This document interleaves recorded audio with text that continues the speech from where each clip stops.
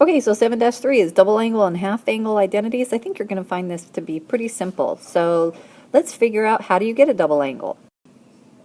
So to get a double angle, what we're going to do is, before you did the sum and difference identities, so we're going to do the one for the cosine of x plus y, but what we're going to do is, instead of doing x plus y, we're going to change it because we want it to be a double angle. So let's change it to x plus x.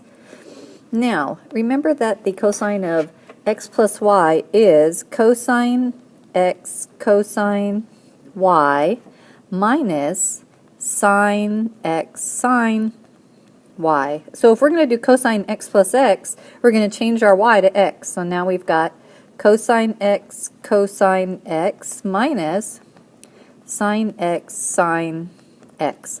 Cosine x is cosine 2x. That is a double angle.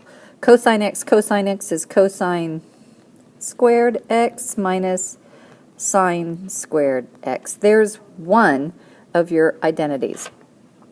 All right, now cosine 2x has a couple of other identities, and the way that you change them is, remember the Pythagorean theorem. Cosine squared x plus sine squared x equals 1, and we could solve for like cosine squared x equals 1 minus sine squared x.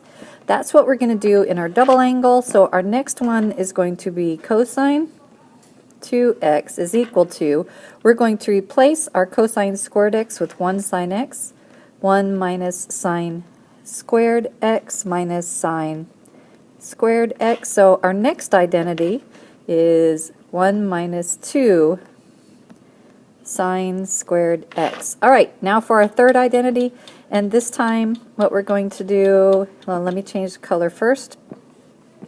All right, what we're going to do this time is we're going to use the other identity by solving for sine squared x. So now we've got 1 minus cosine squared x, and we're going to replace sine squared x with 1 minus cosine squared x. So we're replacing it in here.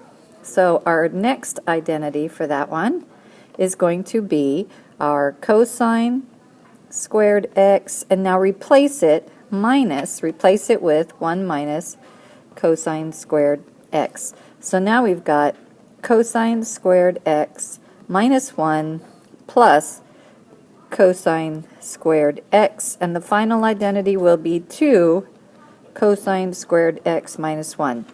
This is how they come up with the double angle identities. You can go through and do tangent, you can do sine, but I'm going to skip that and go ahead and go into the examples. Okay, first, here are all of your identities that we just talked about, and then this is the one that we solved for. All right, so identity verification, our first one. We're going to verify that the identity cosine 2x is equal to 1 minus tangent squared x, 1 plus tangent squared x. Remember that one of the big things about identities is to change everything to sine and cosine. So we're going to use, we're going to use 1 minus tangent squared x over 1 plus tangent squared x. We're going to change everything to sine and cosine. So this is the same as 1 minus sine squared x over cosine squared x, all over 1 plus sine squared x over cosine squared x. Don't forget that tangent x is equal to sine x over cosine x. Okay, now that we have that, what we want to do is we want to multiply everything by the common denominator. And our common denominator here is, for both the top and the bottom, is cosine squared. So we're going to multiply the top by cosine squared x and the bottom by cosine squared x. So now what we've got is we've got 1 minus sine squared x over cosine squared x times cosine squared x. All right, that is all over 1 plus sine squared x over cosine squared x, the whole thing times cosine squared x. Okay, now we're going to distribute this all the way through the parentheses on both the top and the bottom, and you end up with cosine squared x minus, and then here and here will cancel, and you have sine squared x all over cosine squared x plus, and here will cancel, sine squared x. Remember that cosine squared x plus sine squared x is our Pythagorean theorem identity. That's equal to 1. So we are left with cosine squared x minus sine squared x, and that is equal to cosine 2x. That's one of those identities that we just did. All right, the next one is for you to try. So I'm going to go ahead and stop, you pause, and I'll put the answer. Okay, here's how you do it. On to example number 2. It says find the exact values without using a calculator of sine 2x and cosine 2x if tangent x equals negative 3/4 and x is in quadrant 4. So first we need to know that x is here, which means that my x is positive, y is negative. If I have tangent x equals negative 3/4, that means I've got y is equal to negative 3, x is equal to 4. Remember, x is positive, y is negative. And we want sine 2x. Okay, so for sine 2x, that is equal to 2 sine x cosine x. We have the tangent, so what we're missing is r. So let's figure out r by going 4 squared is 16 plus 3 squared, which is 9, equals r squared. Therefore, r is going to be equal to 5. So for sine 2x, you've got 2 times sine x, which is negative 3 over 5, and cosine x, which is 4 over 5. Negative 3 times 4 is negative 12 times 2 equals negative 24 over 25. There's your first answer. Okay, now let's go to cosine 2x. And cosine 2x, I think I'll use the cosine squared x minus sine squared x. So cosine 2x is equal to cosine squared x minus sine squared x. So what this really means is cosine x squared minus sine x squared. So I'm just going to plug in my points for cosine. Cosine's x over r, so we've got 4/5 squared minus, and sine is y over r, negative 3 over 5 squared. So far we've got 16 over 25 minus 9 over 25. So our final answer here is going to be 16 minus 9 is 7 over 25. Okay, the next problem is for you to do, so go ahead and pause and I'll put how to do it. Okay, here's the answers. Hopefully you were successful. Okay, on to the next thing we need to talk about, which is the half angle identities. Of course we can go through and prove that too, but I think it takes a lot of time. So let's go on to the examples. But if you would like to see it, it is in the book.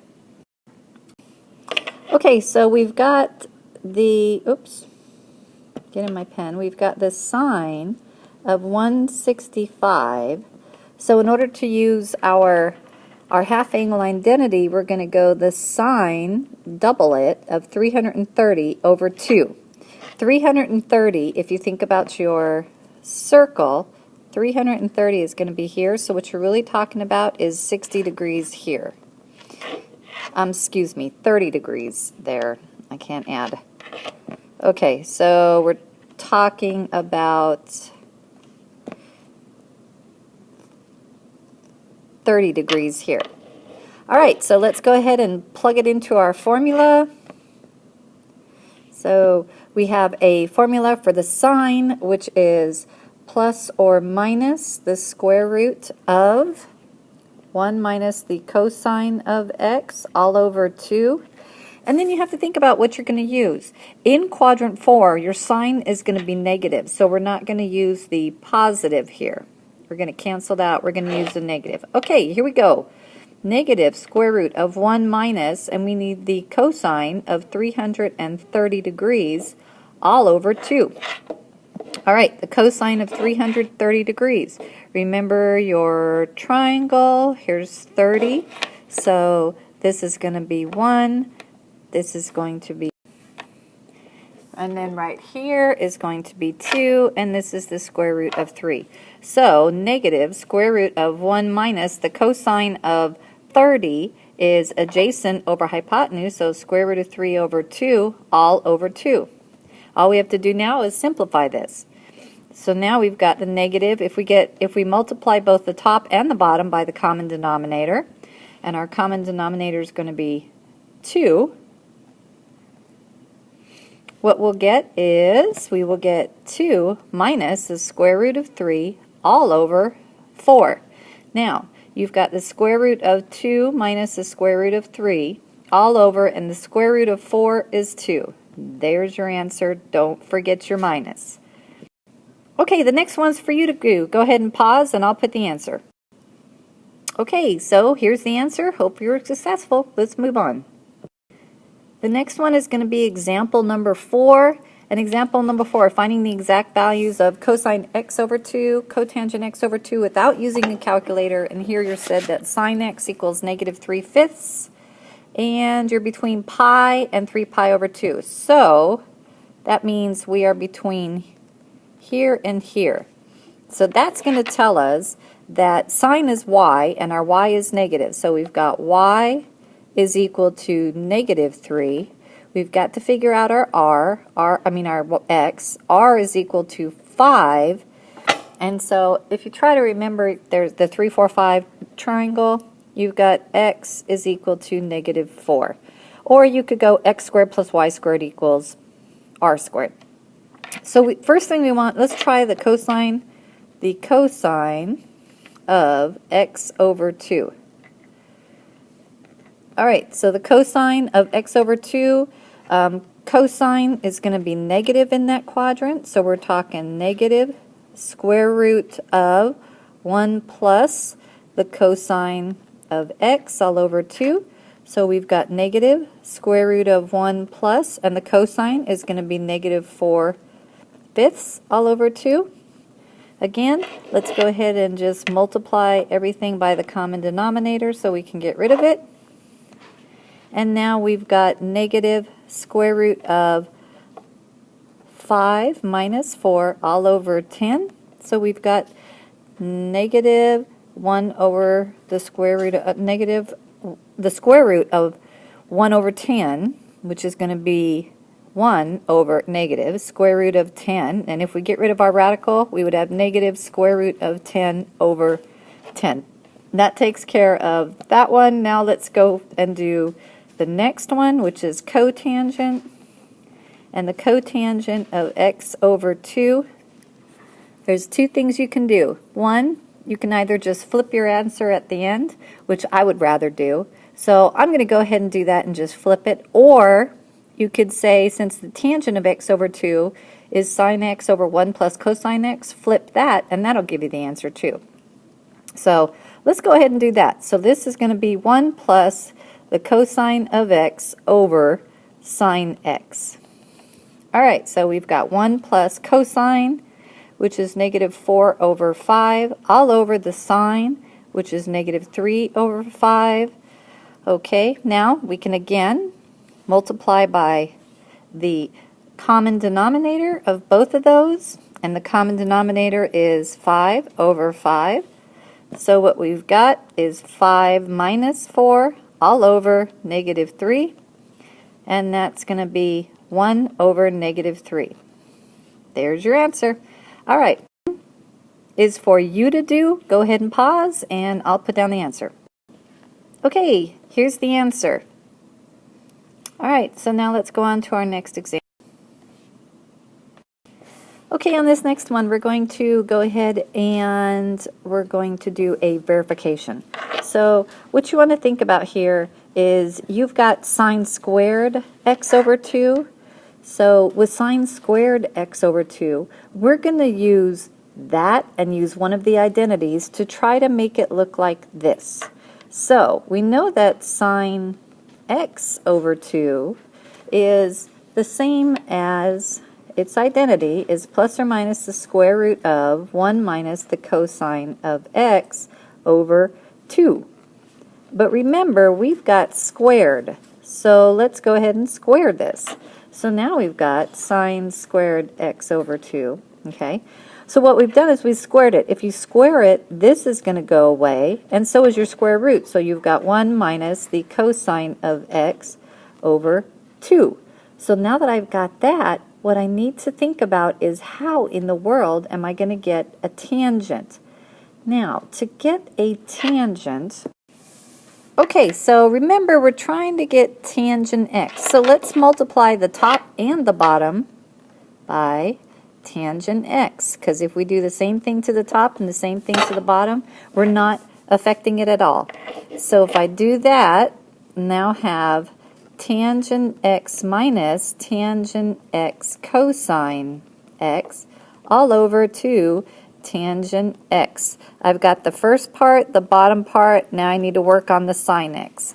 Don't forget that tangent x is the same as sine x over cosine x, and then we had a cosine x all over 2 tangent x, because now we can cancel out our cosines and we end up with exactly what we wanted, tangent x minus sine x all over 2 tangent x. Okay, it's that time again, time for you to try it. So I'm going to go ahead and pause, you give it a go, or you pause and give it a go, and I'll put the answer. Okay, so here's how you do it. It's almost exactly like the last one, except for the plus and minus. Here's your homework. Remember, practice makes perfection.